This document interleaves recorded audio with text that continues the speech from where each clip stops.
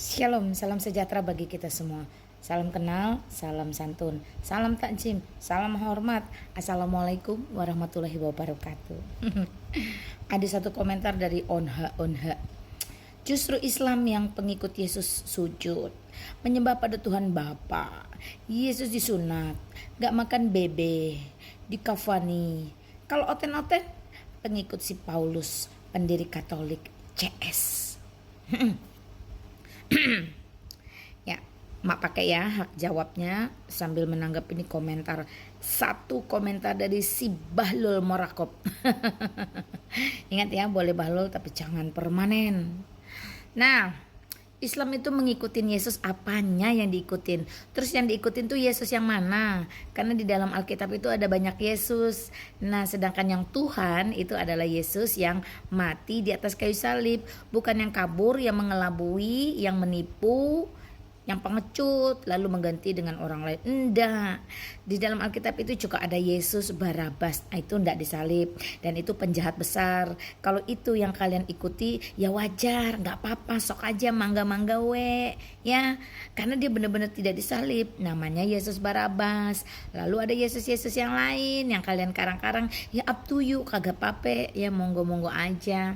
Nah, kalau itu yang kalian ikutin silahkan. Tetapi kalau Yesus Kristus yang adalah Tuhan dan juru selamat umat manusia, ya, itu dia dibaptis. Nah, lu lupa dia dibaptis kagak? Terus dia melakukan perjamuan kudus. Nah, kalian itu ngerti perjamuan kudus itu apa? Ya, terus Yesus Kristus itu berdasarkan tradisi, dia adalah Yahudi, ya, dan dia Israel, punya adat istiadat tersendiri. Lah ngapain orang Indonesia latah ikut-ikutan? Apa manfaatnya? Kagak ada. Nggak pernah Tuhan Yesus Kristus memberikan perintah untuk manusia di seluruh muka bumi ini disunat.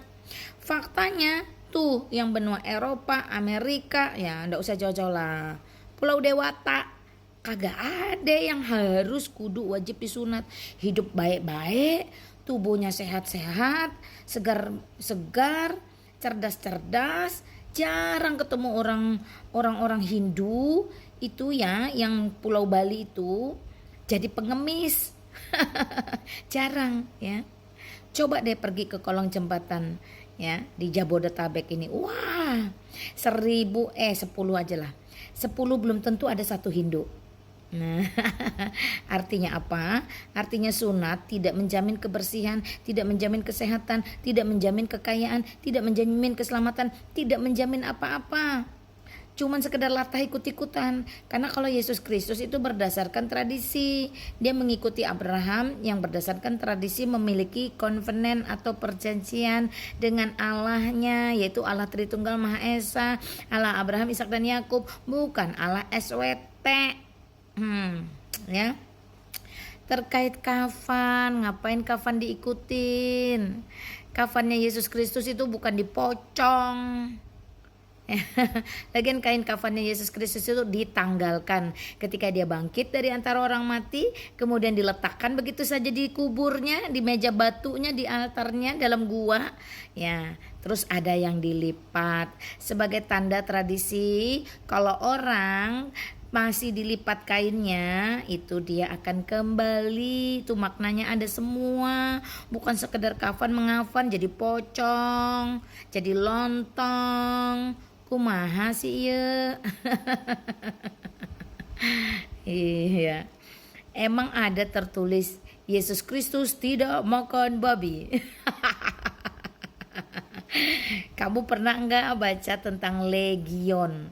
Tuh roh-roh jahat tuh, iblis-iblis tuh, kawanan penipu, kawanan nabi-nabi palsu dalam roh kegelapan itu, ketika diusir di dalam kawanan ribuan babi.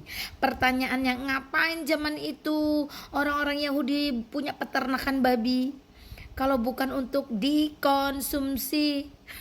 Emang babi bisa kerja apa selain diternak, digedutin, kemudian dipotong? Boleh bahlul tapi jangan permanen. apalagi Oh iya, Rasul Paulus itu adalah rasul besar. Dia yang di dalam Galatia pasal 1 ayat 17 tercatat pertama kali menjejakkan kakinya di tanah Arab. Dia yang memperkenalkan istilah Rasul, Allah, Tuhan, Injil, dan segala sesuatu kepada orang-orang Arab. Jadi jauh sebelum Muhammad ada, Rasul Paulus terlebih dahulu ada di tanah Arab. Yang gak heran sih, benci banget sama Rasul Paulus alias kalah set keduluan gitu loh. Dan perlu lagi yang kamu tahu, Rasul Paulus itu adalah Rasul sejati, bukan Rasul palsu. Buktinya apa? Buktinya dia gak mempan dengan racun. Dia gak mati diracun, tapi dia mati martir terhormat. Beda dengan nabi palsu, dalam Alkitab dinubuatkan bahwa dia akan mati dengan cara yang hina karena racun. Yuk dicek siapa yang nabi palsu mati karena diracun. Sedangkan di dalam Alkitab tidak ada satupun para rasul atau para nabi yang mati karena racun.